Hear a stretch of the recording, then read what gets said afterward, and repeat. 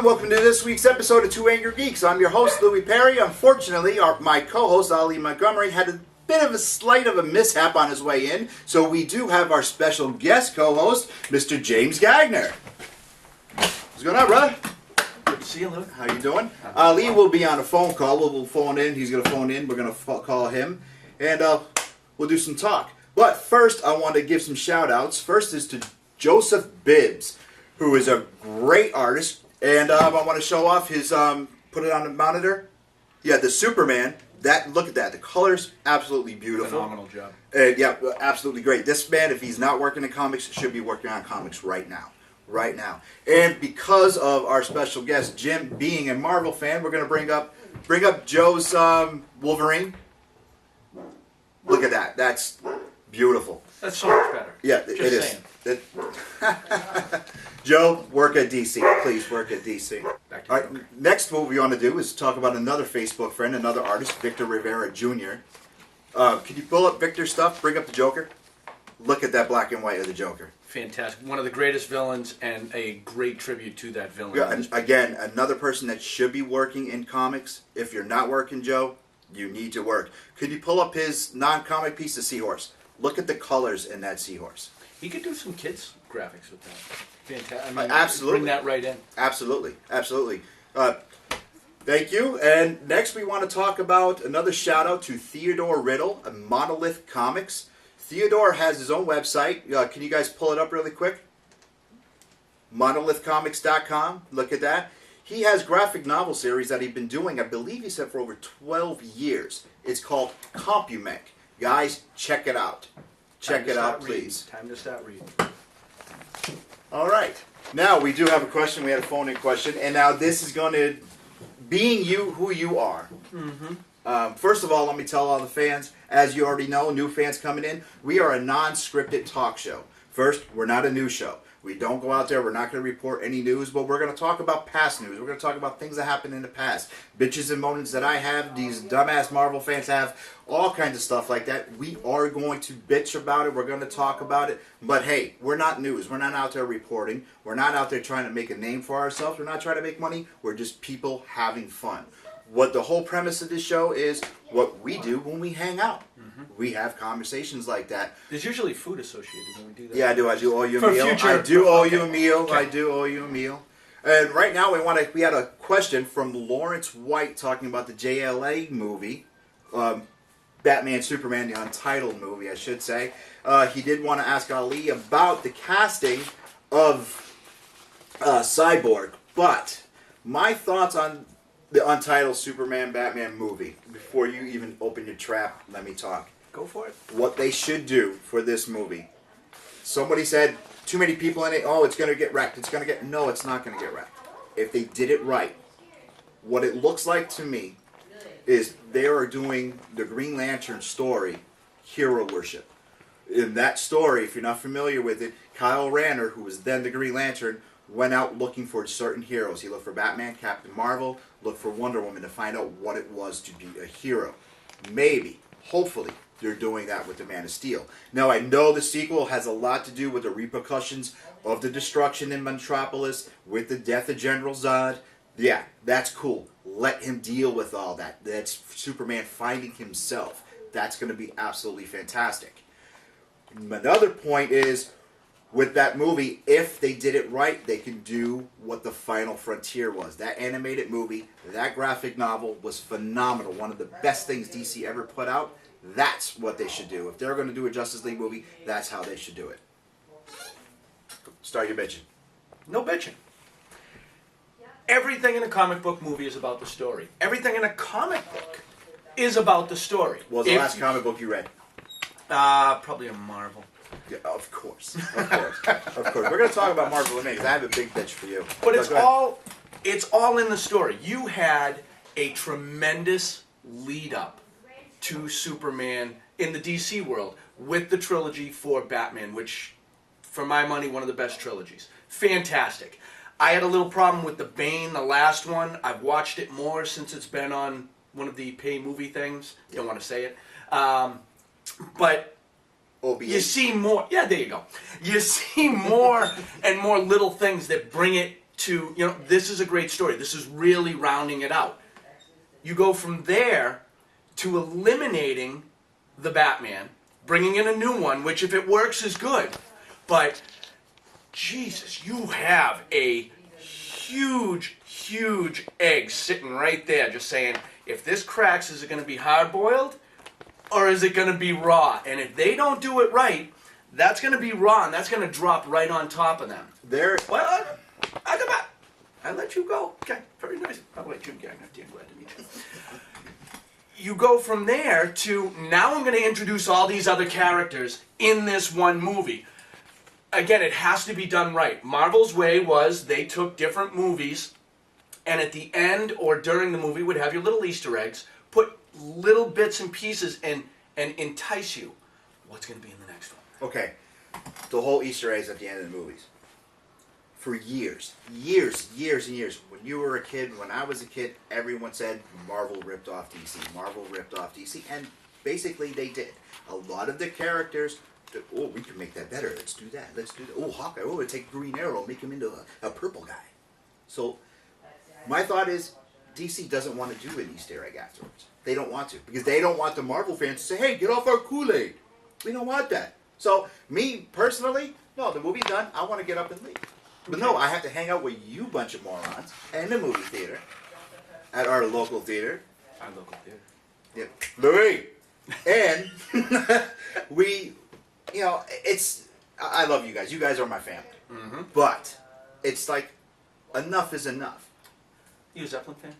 Of course. Okay. Do you know how many people say that Zeppelin ripped off all of the earlier blues legends to the point where they actually had to change credits to some of their songs to include these blues legends whose riffs they quote-unquote ripped off. Now, I don't you like could rap be of music. that school of thought. Me either. You could be of that They school rip of off thought, everybody. but you could be of that school of thought, or you could be of the school of thought of, here's an idea, I'm going to make it my own, and I'm going to improve on it.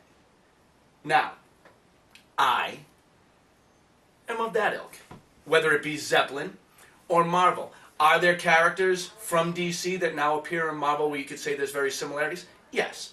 Other way around? I bet you there's a few. I bet you there. Okay. Maybe. Eliminate that. Get back to the movies. JLA. They have to do it right. They have such a huge, huge burden on them to do this right. Because Marvel, you can't touch them right now. And it's not bandwagoning, it's not nothing. The stories are there. I wouldn't say that DC cannot touch Marvel right now in the animated world, in the animated movies. Oh, come on. Okay, but let's get back to what the topic was here. JLA. That's what I'm sticking to right now. Graphic, DC's got some great stuff. Mm-hmm. They really do. What they're putting on, well, that's your stuff, not DC. When you put it in a movie, it is for the masses. They're not making movies for me. Correct. They're not making movies for you. Correct. They're not making movies for the cameraman. They're making movies for the masses. Hey, cameraman.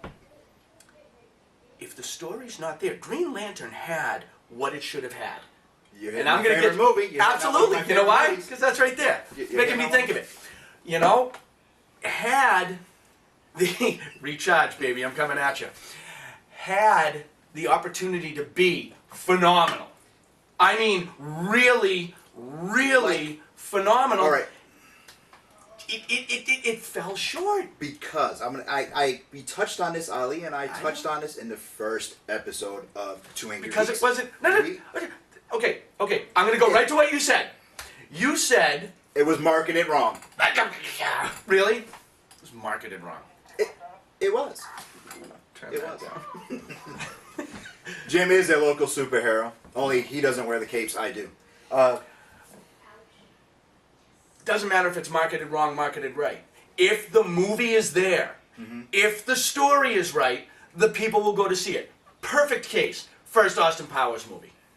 Nobody saw it until weeks after it was out. Hellboy. Yes. Hellboy. Shut up, cameraman. Because of this. Little brother Jeffrey. But it's because of this. If the story is there, if the movie is there and the movie is right and it's really good, I'm going to tell you, you're going to tell him, you know, Austin's going to tell his friends, and it's just going to snowball into this is a great movie and it's going to make the money it needs to make. DC has I know it's going to kill you, but it's not there. Another example for that was Mortal Kombat. When Mortal Kombat went out, the cameraman and I were in that movie theater at least 3 times and watched it every day after it came out on VHS. That's dating back, because that's when it came out on VHS. So that's dating us both right there. But no, I understand your point. I do. I understand your point. DC is putting the 3 biggest guns into this Man of Steel sequel. Or JLA. They're not saying the title of the movie for God knows why. Okay, I know they all reported to filming this week. And they're still working on the script too, as far as I know. Is that true? It's not really a finished script. I don't know. I'm not a reporter. Sorry, can't help you. But I can call Ben Affleck. I got him on set. Website. What? Websites. You can't trust. No. You can't. But when you hear it from multiple sources, well, see, that's where there's smoke, there's fire. Yeah, and that's also what happened with the Green Lantern movie. The second they said Ryan Reynolds as the Green Lantern, people went absolutely nuts. And nobody went to bat for Ryan Reynolds like they did for Ben Affleck. When they announced Ben Affleck was going to be Batman, and here we go, going all the way back to episode 1 of our show, people went nuts. But there was people. Kevin Smith went to bat for him. Michael Keaton himself went to bat for him, saying, hey, they said the same thing about me when they said I was going to be Batman. You're making that burden heavier, though. Oh, I know. And even Christian Bale, he went to bat for Ben Affleck. But you cannot use the Bale trilogy. It was a set story. When that first came out, but they you don't said, need Bale. Who did you have at the end? Give him the Batcave. Yeah, but if they wanted to do Robin, just go. No, Nightwing. No. Go Nightwing. Rip it right through. No, they can't. If they're going to do Batman Superman, they have to have Bruce Wayne. They have to have the only man that was able to defeat Superman. Everyone in the comics. Everyone is afraid of Batman, but one person. Iron Man. Tony Stark. No. Oh, sorry. No. Oh. The cameraman, he's laughing because he knows exactly where I'm going. There is one person that does not fear Batman, tells Batman to shut the hell up, and is not afraid of him. That would be the Butler? That man right there. Oh. Thank you. He is not. Now, Batman's my patron saint. Batman's my... Yes. But Batman is... But you wear a lot of favorite. Green Lantern gear. Oh, I do. Okay. I do. He does not adore my arm yet, but soon he will. All right. Did they make that much ink? That's got to be a big tent. Oh, I know it's going to be. I mean, I got... Guns on this guy. No, the co-host, he's got bigger guns than me. Ollie. God rest Ollie, by the way. Yeah, please, brother. Actually, let's give him a call. Hold on one second. We're going to call the co-host. And we're going to get him on speed dial. For all you waiting, Guardians of the Galaxy looks fantastic. Going on phase 2, leading up to Avengers Star-Lord? 2, which is... Who's Star-Lord? Oh, the guy from... No, I don't want the actor's name. Who's the character? Who's the Collector? Well, the Collector is the guy that's getting all the Infinity Stones, and in the comics actually builds the Infinity Gauntlet for Thanos, which would be a great storyline moving forward. You could get phase 3 and 4 in with that one. That'd be fantastic. Doesn't matter. I got Google right here. So anyway, as we're waiting for our co-host to answer the phone... The storylines are better. Hey, how you doing? Unfortunately, I can't answer the phone right now, so please, when I finish that, be sure to get back to me. What's up with that? At the tone, please record your message. When you finish recording, you may hang up. Let's leave him a bad message. Oh, yeah.